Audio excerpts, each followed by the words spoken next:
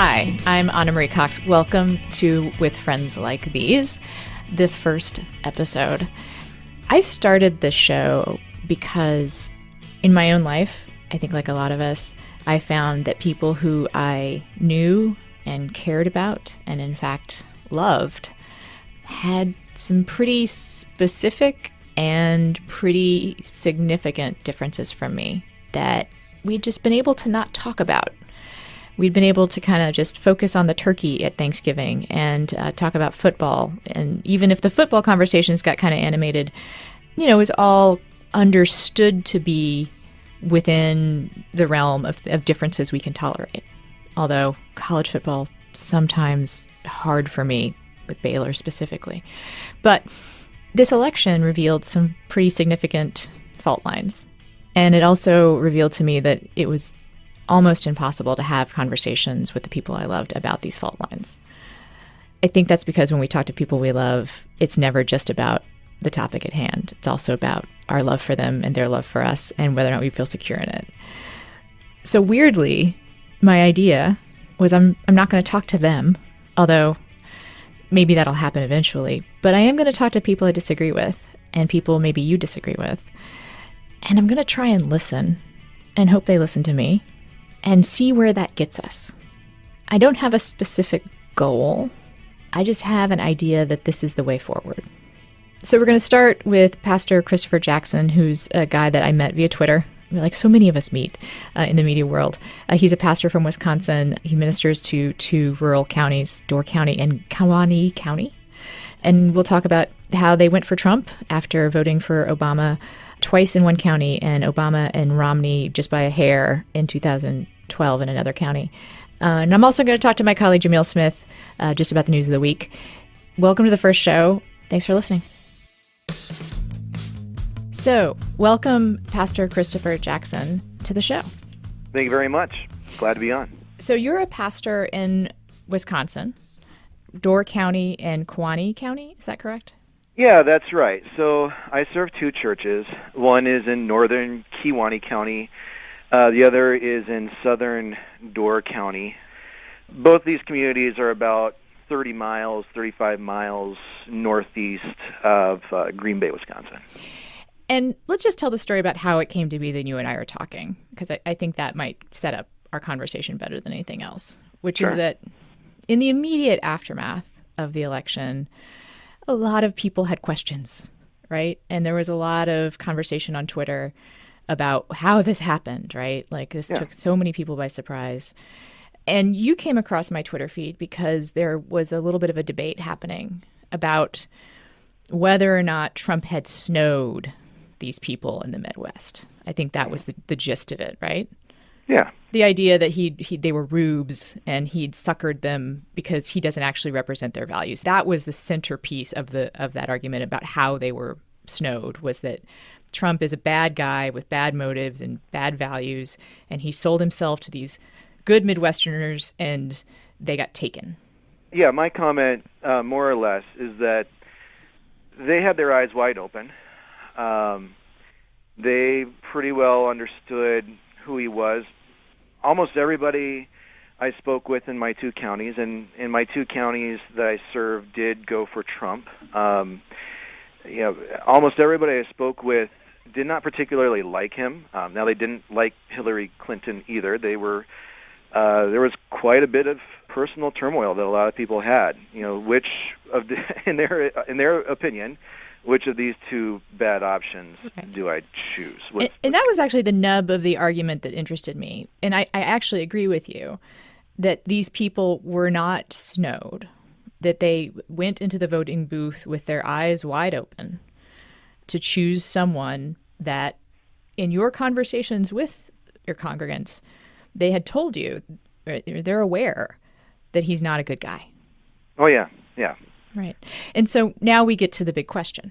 So we've set up an argument, which I live in the Midwest. As you know, I'm from the Midwest. I don't think these people were taken, but they went ahead and made this choice to elect this person whose values they questioned, if not actively felt did not represent them. And let's talk a little bit about why you think they did that. Like, it was for them the lesser of two evils, or do you think they had a hope that he would change, or what was the thinking of people who knew Trump's not a good guy, but going to elect him anyway? Well, I actually would say it's the same reason why both counties went for Obama the first time around. Mm-hmm. Both of my counties voted for President Obama and selected him.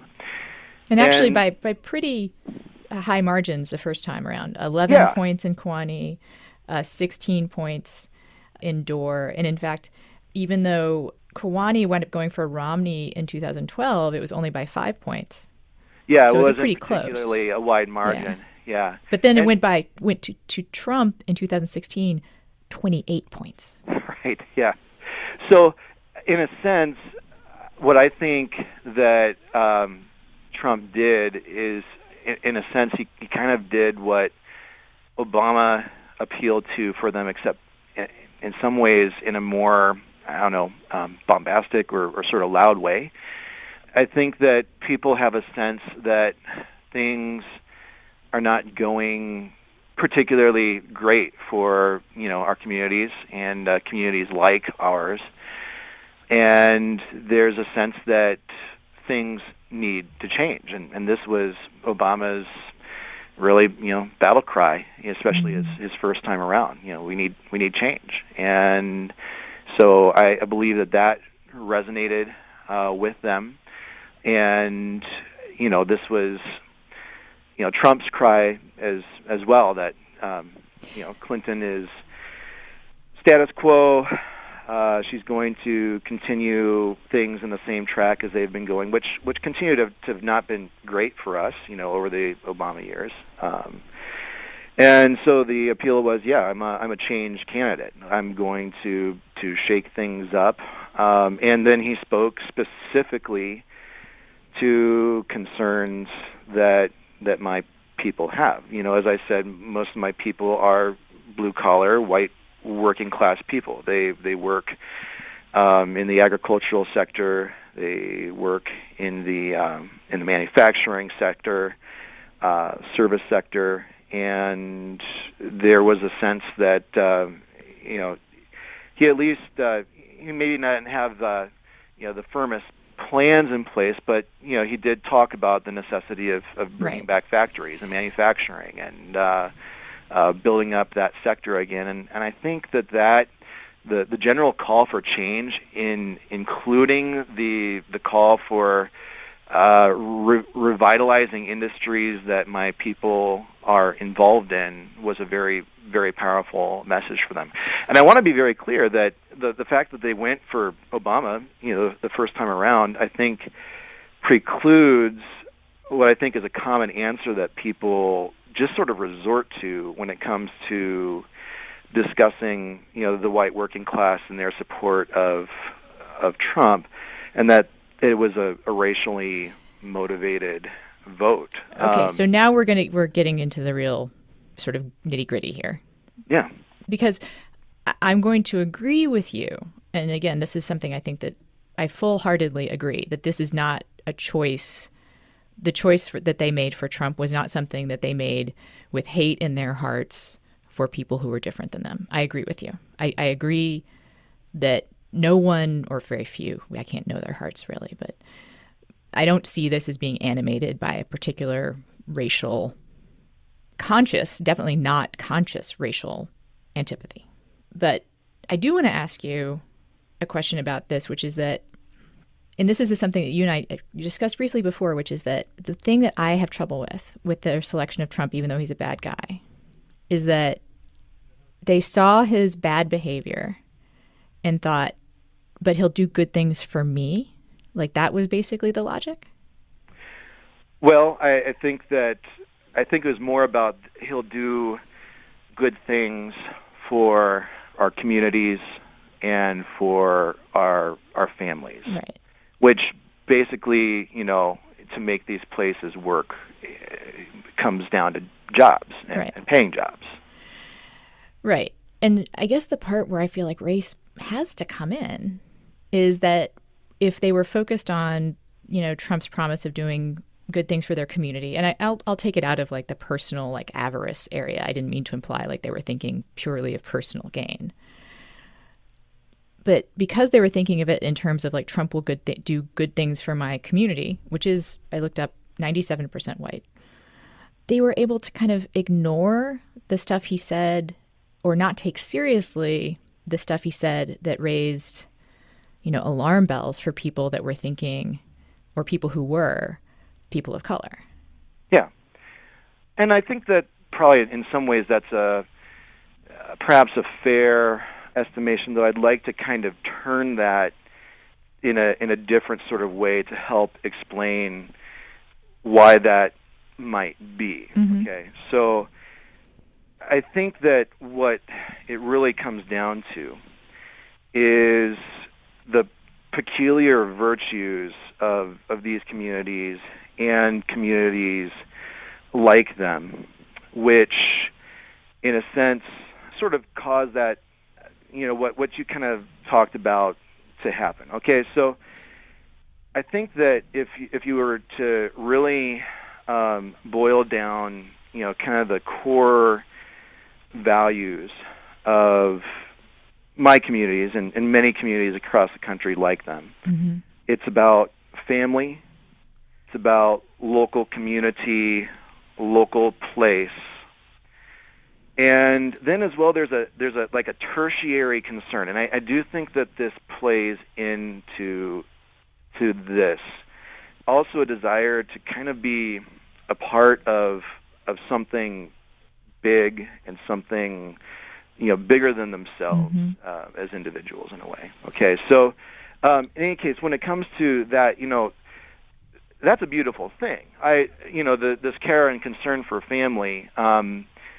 As a pastor, I go and I visit, lots of people in nursing homes and so on. And in places that I have served, like St. Louis or Lexington, Kentucky, like a pretty big city, 300,000 people, and for Kentucky, pretty cosmopolitan.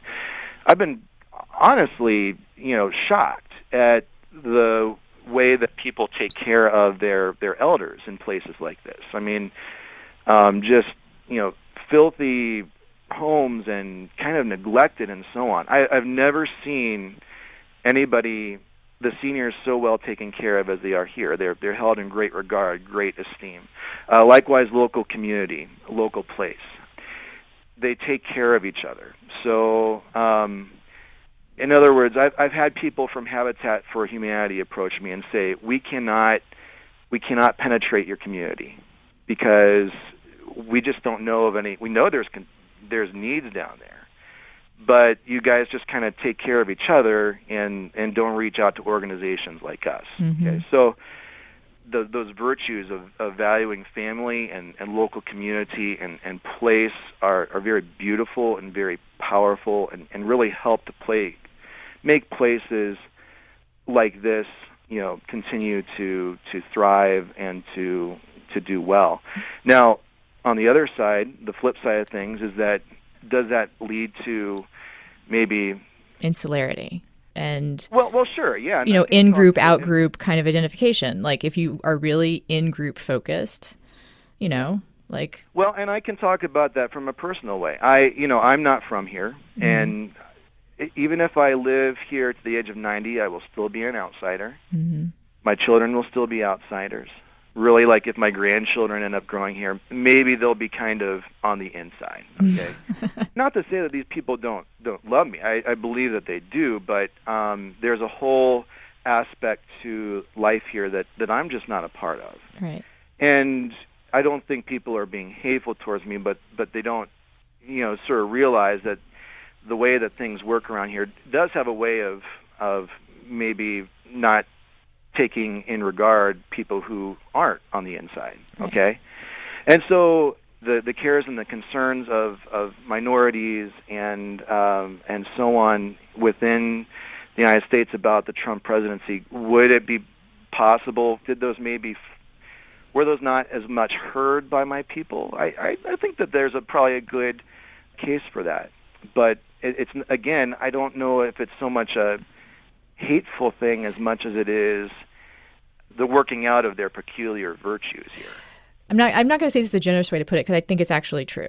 Like, kind of what we can never know what's in their hearts, but it's definitely true that they were thinking about Trump and his relevance to changing their community, which is largely white, working class, and that perhaps this focus made it harder for them to hear, or did not bring to the forefront some of the things he said that alarmed those of us who are thinking about other concerns. And so we're a month in. How are things working out there? Honestly, how do they feel about their vote? How do they feel about what's going on? Honestly, it has been largely quiet. Okay, so, and I, in preparation for this, I kind of asked around a little bit, and, you have to keep in mind, again, my people aren't on Twitter. They're not. Most people aren't, quite frankly. Right. So that kind of like outrage machine or whatever that, either on both sides of the political divide, I mean, that's not something that they are, plugged into at all. So, things have been rather quiet. When I did hear a few people talk when the travel executive order came out, and it kind of just came up as more of a passing thing. They continue to be, rather disillusioned with Trump and his persona and his ethos. They do talk about, kind of some of his public statements and so on, and there is, even among people I'm sure who voted for him, and rather conservative people, a lot of eye rolling and things like this. But it's kind of limited to eye rolling. Well, and here's the thing: my people aren't ones who, they're not going to go and protest. They're not going to typically put out Facebook posts or Twitter things or things like this, or even letters to the editor or whatever. They speak at the ballot box. Right. And that's exactly what we found this last time, is that nobody was sort of hearing my people or people like my people all across the country. Part of that is because probably, quite honestly, a bit of a media bubble. Some of it is that they're quiet people who mind their work and their families and their communities, and then they're, which, to be fair, is true of most people. What's that? Which is true of most people. Yeah, and they speak at the ballot box. So I think that a lot of the reaction that we might see to him, I think that I may have to wait actually till the next election cycle to start hearing that, and to then finally see that when they do actually vote. So it doesn't, I mean, I guess you're saying they just don't talk about it, but are they not reading about his Russia connections? Do they not care? Do they not? I mean, I'm sure they're aware and reading and so on.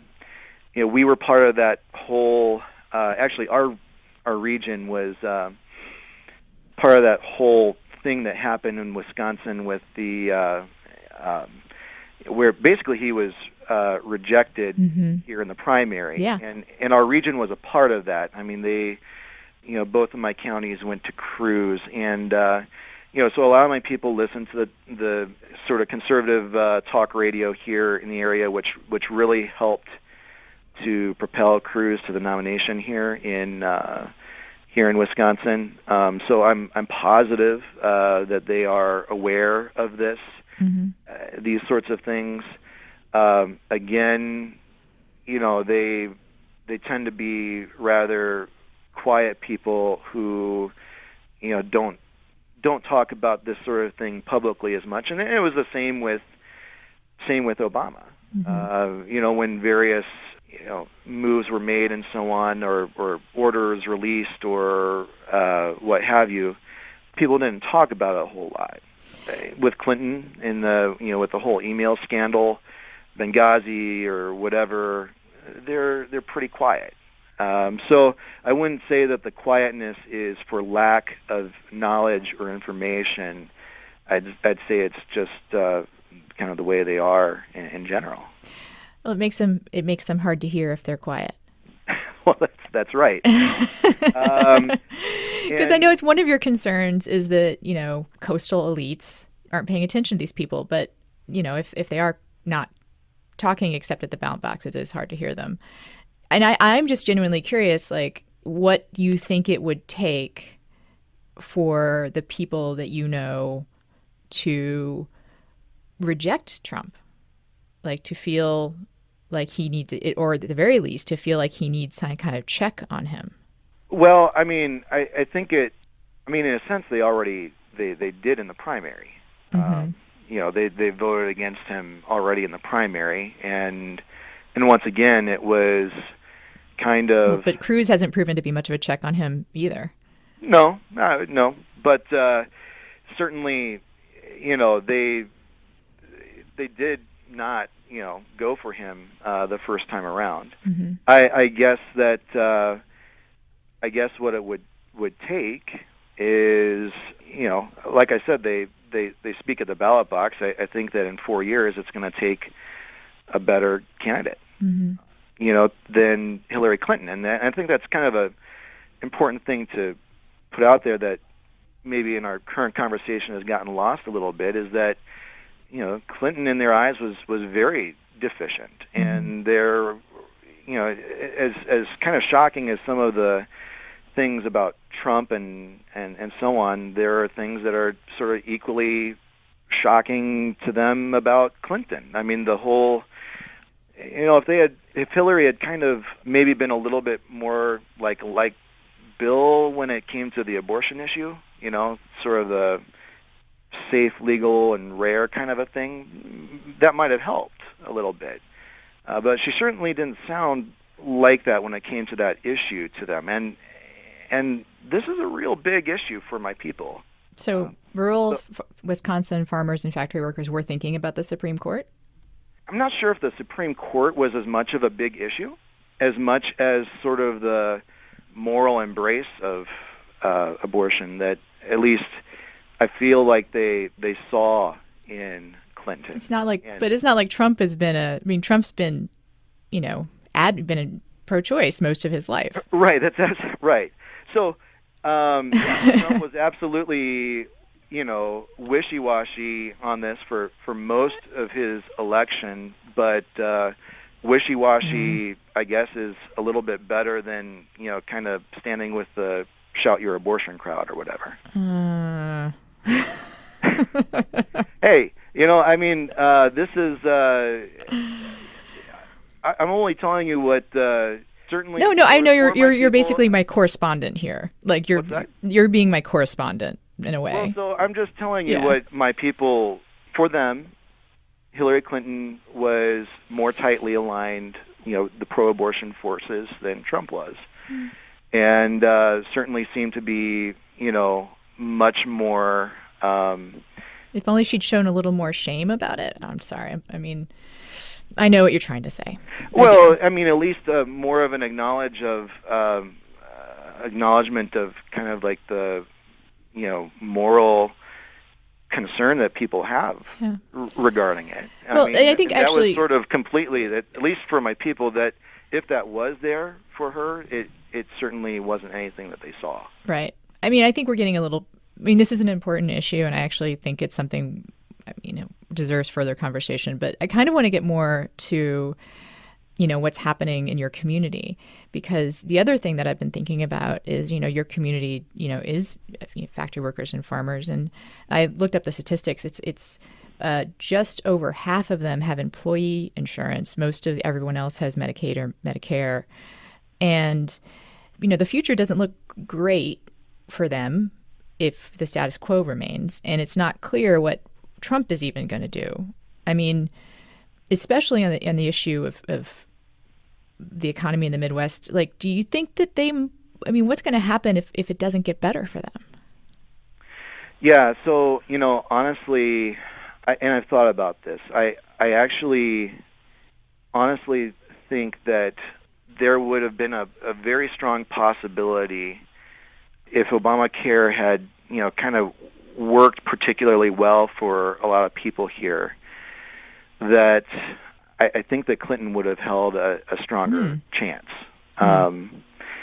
So I think about one Trump. Well, voter. Trump's going to make it better, so maybe we're going to get a better version of Obamacare, right? Well, I don't know. I have no idea on this, but I think about, for example, like my a friend of mine who was a Trump voter. He is a contractor for flooring, so he's a pretty small operator. It's him, and at most he employs about 2 guys at a time, but he stays really busy. He has a lot of work, and brings in a good income for his family and everything. But he's got a lot of health issues in his family. One of his family members has ongoing migraine issues. Another is having kind of like epileptic kind of episodes and so on. And talking with him, his medical bills can be just incredible. I mean, sometimes he'll have to lay out. He talked about one trip he had to make down to Milwaukee for one of his children on one of these health issues. He had to lay out $12,000, for that trip and the health care involved.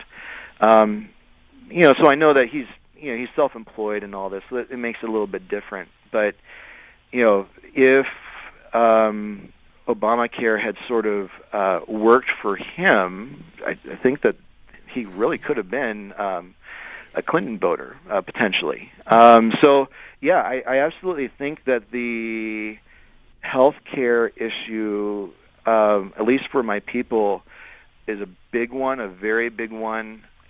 I think, again, it hasn't been particularly working well for them, even with the reforms that were made over the last 8 years. And that very well could be an issue which leads to being how they I guess speak at the ballot box in 4 years. I was just looking at a report actually just out yesterday that it is true that if ACA is repealed, about 400,000 people will lose health insurance in Wisconsin. That's a lot in Wisconsin. Yeah. So we'll see about that repeal and replace. We're just about running out of time, and I'm wondering. So there's been a lot of talk and hand-wringing in the coastal elite, which I will go ahead and throw myself into that since I have a perch in the media that is equivalent to being a coastal elite. Yeah. I haven't exactly been wringing my hands, but there is hand-wringing, and this whole show comes from this idea that we should be able to talk to each other. Sure. Even if we disagree, and we should try to figure out why we disagree. Yeah. Do you think that the people that you pastor to, your people, as you have been referring to them, which I like that you say that, I'll say your people, are they open to conversation? I mean, we've so far talked about what it would take to change their minds about Trump just in terms of like their day-to-day lives, right? Like if they lose their health care, if the economy goes further south, that kind of thing. Like, is it something that they even are kind of interested in or aware of, the idea that there are these coastal elites wringing their hands talking about them and how they should be listened to more? Well, I guess I'll leave aside, kind of their perceptions of the coastal elites, as much as to say, in favor of discussing the issue, are my people, willing to talk and to consider other viewpoints and so on? And I would say, absolutely. I would definitely say so. There is, I would say, kind of getting to, some of the core values that lead to difference. I mean, my people, they care about family, local community, local place. I think that's kind of, at odds with, sort of what I think a lot of our elites tend to value, which is, various forms of like libertarianism, whether that's like social or economic or what have you. It actually kind of puts them at odds with both the elites on both the left and the right in some ways, really. So, but are they willing to talk? I mean, well, let me tell you about my experience here. One reason why I like the idea of your show is that, at least what I perceive... So far, so good, I hope. Yeah, no. What I see you trying to do is to sort of go to the sources, go and talk to people, one-on-one. And that's something I believe in, and because I believe in that, I've tried to do that with my people. So a great example of this is last year, a number of my parishioners said, we want to learn about other religions, not because we're pretty theologically conservative. They weren't shopping. Congregations here, we're not like saying everything's the same or whatever. They just wanted to understand the differences and so on, and said, well, if you really want to do this, the best way to do this is to actually go and talk to people who practice those religions in the flesh.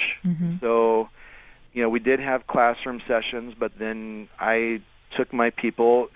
We have visited Sikh gurdwaras, mosques, Jewish synagogues, Hindu temples, not to worship, not to participate in the worship or anything or the prayers, but to observe and to talk. And I was a little bit afraid that I might lose my job doing this, but quite honestly, I was very pleased that my people embraced that. Very much so. I did not hear a single disparaging comment about doing that, and they, I believe, showed themselves to be, while honoring their own beliefs and holding firm to those, yet being willing to hear from others, person to person, about their own perspectives and beliefs as well. Are they willing to talk? I think absolutely. And I'm just curious, did those visits, do you think they made any kind of impression on what they think about policy and politics? Like having gone to a mosque and visited with those people and found them to be, flesh and blood human beings who are probably pretty generous in their personal interactions, I'm guessing. Because most people tend to be. When you show respect for their beliefs, they tend to show respect right back. Did that have an influence of any kind? Like, do you think? Well, I think that knowledge always does impact us and influence us, although maybe sometimes in ways that we don't always perceive completely at the time or takes time to sort of work in. Yeah, I think it was eye-opening for them. I mean, they, at the mosque, for example, was, and I brought up, I asked the hard questions. So, do you think it's, for example, do you think it's possible to be a Muslim and live in a Western democratic society as a full participating member? And, one of the men, asked the hard questions, and one of the men spoke up and said, I've served my country as a soldier. I'm very proud for defending my country and defending liberty, and part of the reason why I'm here is because of liberty, and so on. So, did that impact them? I think so. On the other hand, and I think it's pretty important to be said, I mean, they did see that they also brought up the issue of, women's place in Islam, and they observed that the women were not allowed in the general area of the congregation, and kind of heard about kind of these, and there were expressions there of kind of Islam's view of the woman's place and so on, which I think kind of impacted them. Yeah, but I'm curious about something, just to cut to the grain here. So if there's a Muslim registry, do you think that having gone to that mosque, your people will be alarmed? Will they see the humanity of people suffering? I do think... or is it going to... Or are they still going to be thinking about their jobs? Not particularly sit well with my people. Okay. I do. I think that for a couple of reasons. One is that from that experience, and then as well from their own experiences. Wisconsin, immigrants in Wisconsin, which, I mean, my congregations kept records in German until the late 40s. There were no foreigners to nativism and also kind of, religious suppression. And I don't think that would particularly sit well with a lot of my people. Well, I hope it doesn't come to that. Yeah, me too. But we're going to have to say goodbye for now. I appreciate you calling in, and you are often in my thoughts when I'm thinking about how things are going for people who put their hope and trust in Trump. So perhaps we will talk again. I've been talking to Pastor Christopher Jackson. He serves at St. Peter's Lutheran in Forestville, Wisconsin, St. John's Lutheran in Algoma, Wisconsin, and he's been very generous with his time. Thank you. Thank you. You're listening to With Friends Like These with Anna Marie Cox. So I'm talking to Jamil Smith, who's my colleague at MTV News. He is the senior national correspondent. I always get us confused. Which is it? You're the senior political correspondent. And you're the senior national correspondent. And I'm sure they had put lots of thought into how those are distinct. And they didn't just or we made them up ourselves. Or we made them up ourselves, something like that. I don't know. I think I was throwing darts at a board. So welcome to the show. And thank you. It's an honor. It's good to have you. And I just want to chat with you about, sort of the week in Trump, let's say. So the thing that's the top, like the story that everybody's buzzing about, I just want to address kind of quickly because it is a mind-blowing story, which is a story that was in Politico about how the Trump staff manages him, right? It's unbelievable. You have a president who's 70 years old, the oldest president to ever be inaugurated. And yet, here's a story about how his staff has had to manage him like a child. Literally like a child. Literally like a child. Yeah. I mean, I know friends, I don't have kids, but I know friends who manage their children's screen time, like how much time they spend on, watching television or using their iPad or using a phone or playing video games. They manage that time, because, they don't want their kids to, well, to get overstimulated. With this media. I think a parent has concerns about a child being overstimulated and becoming cranky. They also have concerns about a child getting overly, let's say, emotional. And that seems to have been the Trump team's concern too. So they literally tried to manage his screen time. And this is the part of the story that I actually think isn't getting as much attention, but is equally as alarming as Trump's apparent, I don't want to do a diagnosis, but ADHD and emotional volatility, was the way that they planted positive stories in some news outlets. You want to talk about all the sort of God help us moments that are in this story. There's, of course, the concerns about, leaving him alone for several hours can prove damaging because he consumes too much television. Which is the one, that's the kind of like, oh shit, Yeah, we're like, oh my God, this guy is president. But the planting of the stories is just insidious. Mm-hmm. I mean, the idea that you would have, first of all, to have to go to those lengths in order to distract him says a lot, but also the fact that he lives completely within his own bubble. We have all this criticism in our public discourse about liberals living in their own bubble, not understanding the Trump voter and all these different, criticisms and introspections. Well, we have a president who seems to only watch one channel. No, he watches two. He definitely watches two. Which no, he watches all three news channels. I can prove it because he watches CNN. Because he complains about CNN. He watches Fox because he quotes Fox, and then he obviously watches Morning Joe. So, right. But here's what's weird about it is he only watches television. He doesn't read, and the way that they got him the positive stories, which is I guess like the Trump equivalent of like waving the favorite toy, like look, favorite toy, and this is more like almost like a pet than it was a child. But the way they got him his ego boost and to distract him from the negative stories was to plant stories in compliant press like Daily Caller, Washington Examiner, and Breitbart, and then feed those stories to Fox. Like, it was this weird, like, roundabout thing, but think about all the complicitness there. Yeah, it's just a complete circle jerk of information. You know, you don't really know where it's coming from. You don't know if it's coming necessarily from Breitbart. You don't necessarily know if it's coming from Trump himself, or it's coming from, you know, Fox News, state media. Yeah, it's this weird Truman Show kind of life almost.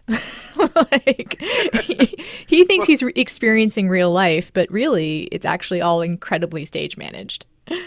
I read recently there's someone who made a good suggestion that if Trump had lost the election, we should have built him like his own White House where he could pretend to be president. Oh, I think that's actually, like, I've suggested that's what we should do now.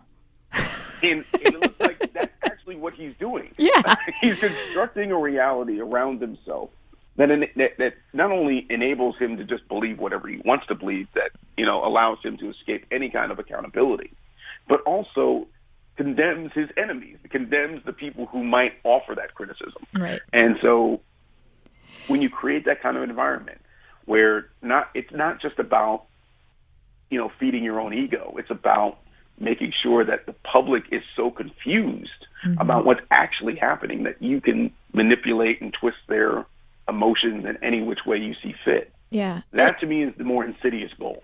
And I think he's, to some degree, he's accomplishing it, but I don't think his audience is quite as large as he thinks it is. That's definitely true. But we touched on something I think will lead us to what is really a more important story and a larger story, but this issue of, like, the ease with which his staff apparently constructs this Truman Show reality for him. One of the reasons they can do that is because he's not someone who believes in things that are larger than himself. You know, he doesn't have a real value system. I bring that up because of the rescinding of the Dear Colleague letter that the Justice Department did yesterday over transgender bathroom access, transgender rights in general, under Title IX, which people have pointed out. Trump campaigned, you know, as the first he was the first Republican to say LGBTQ and first nominee, which he did say like he was ordering a sandwich, but let's give it to him. LG. Right, and he held a rainbow flag on stage, which upside down made him, which is maybe made him made him like the greatest Republican gay rights activist ever. I never understood that that praise that he got for that. And he did say Caitlyn Jenner could use any bathroom she wanted, and he seems to have gone against that. Well, maybe she can, but not transgender students in public schools. That they apparently are not Caitlyn Jenner. Yeah. And I said at the time, like, I think that says more about what he thinks celebrity is its own gender, you know, like when you're a star, you can do anything, to quote him himself. Yes. But this is a real thing. We're joking about it. But, you know, on the heels of this decision to say to schools that you don't have to let, you know, transgender students use the bathroom associated with the gender that they identify with, it was a report, you probably saw it, that in states and areas that have gay marriage, teen suicides have gone down. Yeah, I mean, look, we can get into the legalese, and I think that that's an actually valuable thing to do, to note that this is a withdrawal of that support, you know, for transgender students. And what that inherently, I think, implies to transgender students is that your government is abandoning you. Your government is determined that because you are who you are, or who you say you are, your government is not going to either believe you or support your efforts to merely just do everything that literally every human being does every single day, which is to go to the bathroom where you are comfortable going to the bathroom. The fact that this is actually happening, you know, it should send a message to pretty much every marginalized community that this administration won't bother to lift a finger to defend you. Right. If you come under, you know, some sort of duress. I mean, you could actually, transgender students are going to be facing, because of this, a more potentially violent environment. Transgender students do not assault people in the bathroom. There's no reported cases of transgender people. Zero. Assaulting people in the bathroom. Zero. And also, it's illegal to assault people in bathrooms, period. That's always what we need to say, right? Like, right. Assaulting or creeping on people in bathrooms is illegal and hopefully will always be illegal no matter what gender you are or what reason you use the bathroom. You know? And straight people should remember that. Yeah. Yeah. The straight people who are assaulting the transgender folks in the bathroom for being transgender. Yeah, you've hit on something really important. Actual problem. Yeah, you've hit on something really important though, which is the way that these changes in what might seem like small changes in policy create an environment that is different and more dangerous. You know, yes. that for instance, so this statistical link that's been found between having gay marriage in an area and a drop in teen suicides, like that speaks to the power of our environment to guide us in how we feel about ourselves and also in how others are socialized to treat us, right? And right. When you say we're not going to make this protection for transgendered students, what you're also saying is, and you know what, if you personally are weirded out by this, you're probably right to be, you know? Mm-hmm. And it gives this kind of moral license. Yeah. I mean, it gives, I think, people moral license to believe that somehow God is involved with this. And I think that's an aspect of this that I think sometimes goes under-discussed. Mm. You know, this idea that this is somehow a part of religious freedom for communities, you know, which maybe, you know, gets dominated by Christians to impose their belief system on government, on government protections, or allow freedom for them to discriminate, you know, based upon what they feel like God's word is telling them to do. And there's nothing in the Bible that tells you. As far as I know. Yeah, I mean, I've been through it a few times, and I haven't come across anything that tells you that a transgender man or woman going to the bathroom in a bathroom that is, you know, corresponding to their gender identity. And they all wore robes back then anyway, right? So, like, everyone was cross-dressing. They were more clothed back yeah. You know, this idea of moral license is applicable to other stuff, and you and I talked about this on our own, which is the rhetoric that the Trump administration has around police brutality. Right. And with regards to that, I mean, obviously we saw Trump sign 3 executive orders recently that were essentially a Blue Lives Matter Valentine to law enforcement. Mm-hmm. I mean, they didn't really do a whole lot as far as like changing the actual practice of law enforcement. It's just about the message that they send. The message they send is that police lives matter more than, you know, certainly black lives or, you know, any other lives of color, but pretty much anyone else. Mm-hmm. And there were already special protections in, you know, state law and federal law for police officers. You know, it's not like they are being targeted. You know, it's one of the safest times in recent memory to be a police officer. Now, of course, you had the tragedies, you know, the Dallas police officers who were killed. Mm-hmm. You've had a number of, you know, the New York police officers who were assassinated, 2 officers, you know, in recent years. But those incidents do not indicate a larger problem. And also now, those incidents in and of themselves are part of the reason for the statistical bump in police targeted violence. I think the best way to understand Trump in a lot of ways is the actions themselves that he does, you know, that he performs are not necessarily as important as the message that they send. Mm-hmm. You know, the travel ban, which was horrible and it caused actual physical problems and potential tragedies for people who, especially for those folks who are, you know, were sick and could not travel to the, you know, America mm-hmm. for treatment.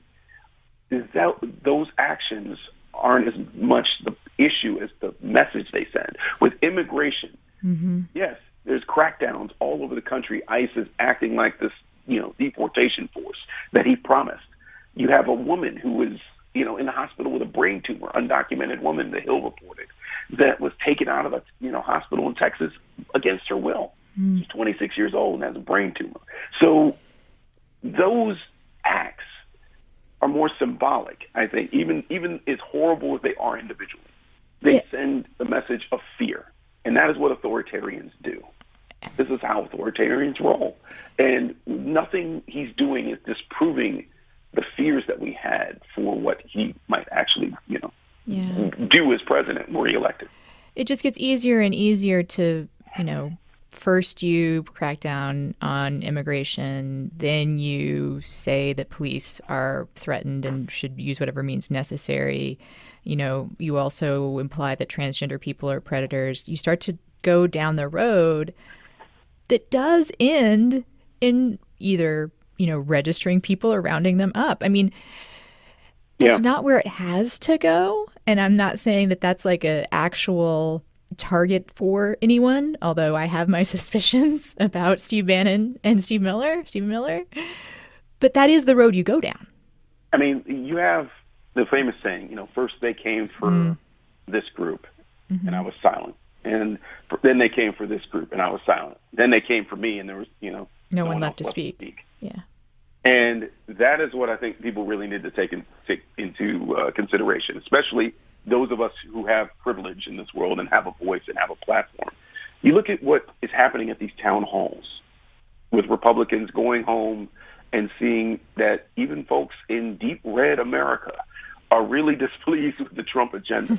Those folks, it would have been nice if they'd spoken up before. It would have been nice if they'd spoken at the ballot box on November 8th last year. But it is important that these folks are speaking up now.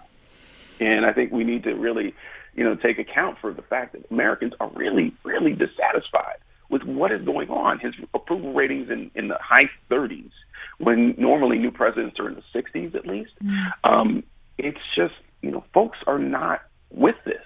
And as many, you know, people, you may have the occasional red hat person showing up, and I'm sure everyone at CPAC is thrilled about what's going on in the Trump administration. But that is a distinct minority of Americans, and, you know, people need to remember that. And we're going to end on an up note.